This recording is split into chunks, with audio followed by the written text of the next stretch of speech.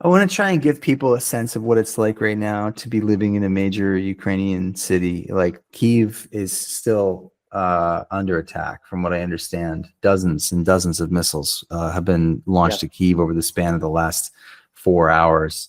Um, what's it like? I know you're at the front line right now, but like, what's it like for people in major Ukrainian cities right now under attack? I just read a story on United 24 about a guy in his late 50s who held his position by himself for 90 days, an isolated firing position. And when he first got there, the guy he was with got killed. And this 58-year-old guy held that position for 90 days. The idea. What's his name? Timur Mindich? Yeah. The guy who stole the $100 million? Yeah. You know, that I'm a foreigner. I just live here, and that makes me so fucking angry. Like, I feel like anyone who, especially who's Ukrainian, who would take away from resources from this war right now.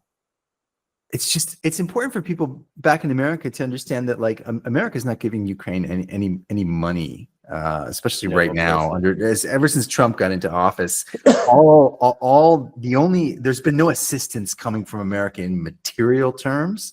America's selling weapons to European countries, and European countries are giving them to Ukraine. But the one thing that America is doing is they're giving Ukraine.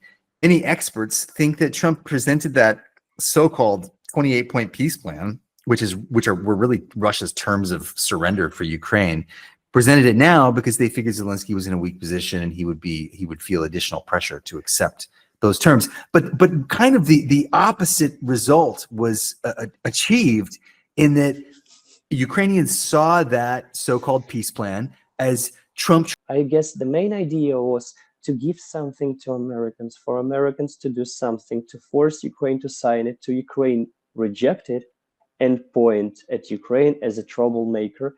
The whole Pentagon is saying that these negotiations are the best that we might receive, because according to their calculations, we're going to lose anyway. Bitch, you gave us 3 weeks. Ukraine is trying to become this steel porcupine, as Europe says, and I think that Ukraine's doing a great job of doing that and arming itself and building high-tech weapons. But at the same time, Ukraine is also a crucible right now, and a pressure cooker. It's a crucible that is burning off corruption, and it's a pressure cooker because the pressure to burn off that corruption and to win this war is